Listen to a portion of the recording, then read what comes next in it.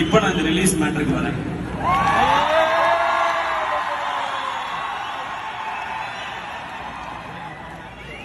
இந்த படம் வந்து ஃபர்ஸ்ட் ஆரம்பிக்கும் போது ஆகாஷ் சொன்னது வந்து, அண்ணே இது வந்து நம்ம டிசம்பர்ல ஷூட் ஆரம்பிக்கிறோன்னு, அதுக்கப்புறம் நம்ம படம் வந்து முடிச்சிருவோம்.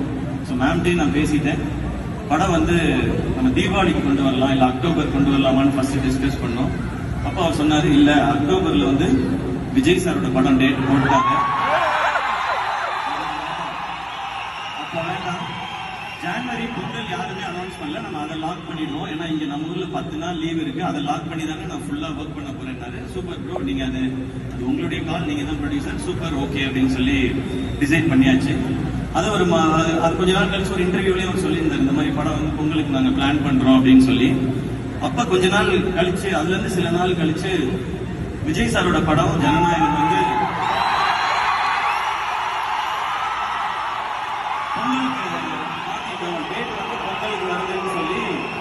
அனௌன்ஸ்மெண்ட் வந்துச்சு. நான் உடனே ஐயோ இது பொங்கலுக்கு வருது அப்படின்னு சொல்லிட்டு நான் டக்குன்னு ஆகாஷ் ப்ரோ கால் அடிச்சேன். ப்ரோ இந்த மாதிரி அனௌன்ஸ்மெண்ட் பாத்தீங்களா? ஆமாண்ணே, அவங்க வந்து சேஞ்ச் பண்ணியிருக்காங்க அப்படின்னு சொன்னாங்க.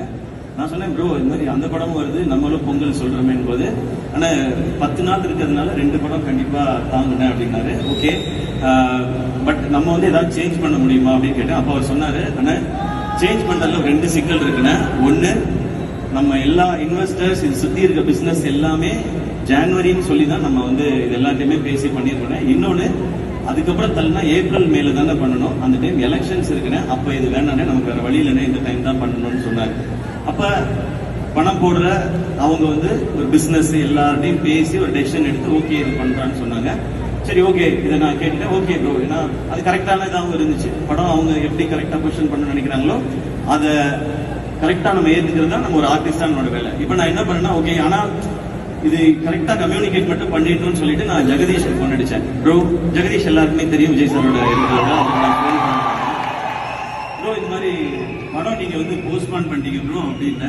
ஆமா ப்ரோ, அது வந்து இந்த டிஜிட்டல் பிசினஸ் நிறைய ரீசன்ஸ் இருந்தது, அதனால போஸ்ட்பான் பண்ணிட்டோம் அப்படின்னாரு. ப்ரோ நம்ம படம் அனௌன்ஸ் பண்ணியிருந்தோமே ப்ரோ, அவரு சொன்னாரு, ப்ரோ 2 படம் வரலாம் ப்ரோ, 10 days லீவ் இருக்குல்ல. ப்ரோ 2 படம் வர்றது பிரச்சனை இல்லை ப்ரோ, சாரோட லாஸ்ட் பிலிம்னு சொல்றாங்க, அதனால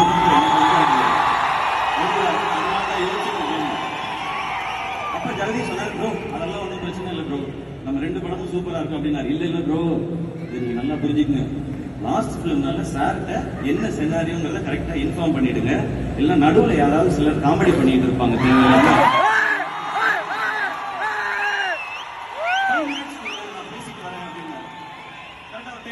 அடிச்சாரு. ப்ரோ சாருக்கு எல்லாமே நான் டீடைலா சொல்லிட்டேன், எல்லாம் ஓகே, ஆல் ஓகே, சார் உங்களுக்கு விஷயம் சொல்ல சொன்னாரு, நம்ம சூப்பரா பண்ணலாம்.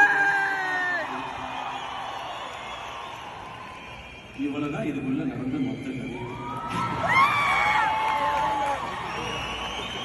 இதை வந்து டோட்டலா மாத்தி மாத்தி வேற வேற மாதிரி பேசும்போது அது நம்ம என்ன பண்ணணும், சிலருக்கு வன்மம், சிலருக்கு வியாபாரம்.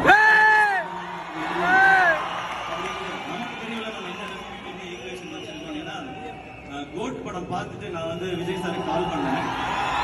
கால் அட்டன் பண்ணி சார் ஃபர்ஸ்ட் சொன்னது, ஹாய் ப்ரோ அப்படின்னாரு. ஹலோ சார், சார் கோட் பயங்கர என்டர்டெய்னிங்கா இருக்கு சார், சூப்பர் சார் அப்படின்னா. தேங்க்ஸ் ப்ரோ அப்படின்னாரு. சார் எதுக்கு சார் தேங்க்ஸ் சொல்றீங்க, எனக்கு இந்த படத்துல உங்களோட ஸ்பெஷல் மொமெண்ட் சார், அது எனக்கு ரொம்ப மெமரபிளா இருக்கும். இல்ல ரொம்ப ஸ்வீட்டா வந்து நீங்க அதை பண்ணி கொடுத்தீங்கல்ல, நான் உங்களுக்கு எத்தனை முறை முடியுமோ அத்தனை முறை நான் தேங்க்ஸ் சொல்லிட்டே இருப்பேன்னு அவ்வளவு ஸ்வீட்டா சொன்னாரு. இதுதான் எங்க 2 பேருக்கு நடுவுல இருக்கிற இந்த ரிலேஷன்ஷிப். ஸோ இதுக்கு நடுவில் யார் என்ன பேசினாலும் அதை பத்தி நீங்க கவலையே படாதீங்க. My dear fans and brothers and sisters,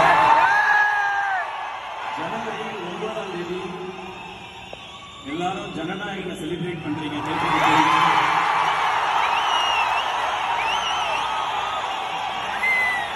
33 வருஷம் இண்டஸ்ட்ரியில நம்மளெல்லாம் என்டர்டெயின் பண்ண விருந்தர் லாஸ்ட்ல இருந்து சொல்லியிருக்காரு.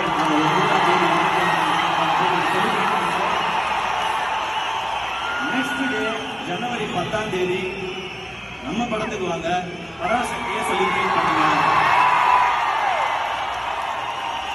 இந்த பொங்கல் கோலிவுட்டுக்கு அமேசிங்கான பொங்கலா இருக்கும்.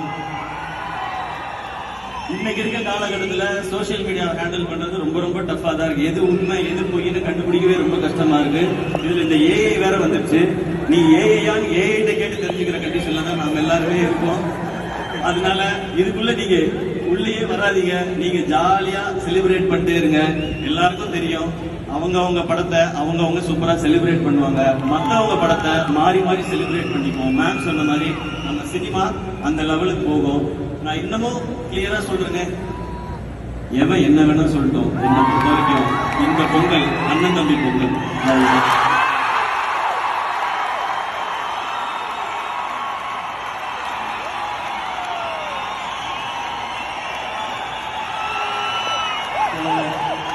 எல்லாருக்கும் கிளியரா புரிஞ்சுதா? இப்ப நான் ஏன் பிரதர்ஸ் அண்ட் சிஸ்டர்ஸ் பேசுறதுக்கு வரேன்.